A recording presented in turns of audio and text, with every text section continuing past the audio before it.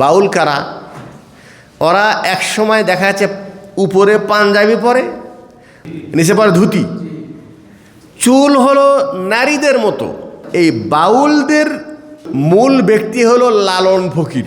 লালনের বক্তব্য এটা যে আমরা হিন্দুও না মুসলমানও না। আচ্ছা, বাউল মানে কি জানেন? বাউল মানে পেশাব। তো বাউল নাম রাখছে কেন? এদের আকিদা হলো এই, যেমন হিন্দুরা যদি পেশাব খায়, গরুর পেশাব খায়, আর এরা কি করে জানেন? এরা হলো নারীদের যখন মাসিক ঋতু হয় না, প্রথম 2-3 দিন কিন্তু রক্ত একদম কালো রক্ত হয়। ওদের জন্য মানে এই কালো রক্ত খাওয়া এটা হলো ওদের ফজিলতের কাজ।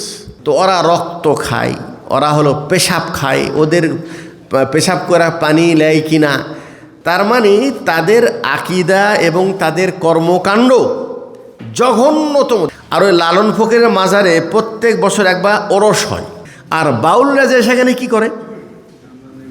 গানের পালা, গাঁজা, বিড়ি, সিগারেট, একই মঞ্চে একই খোলা জায়গায় নারী পুরুষ এক জায়গায়। এরপরে দেখা যাচ্ছে ওরা বিয়ে শাদিও ওইভাবে করা লাগে না।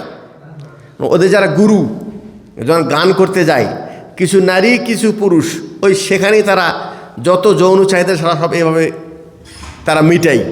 কথা বুঝতে পারছেন তো?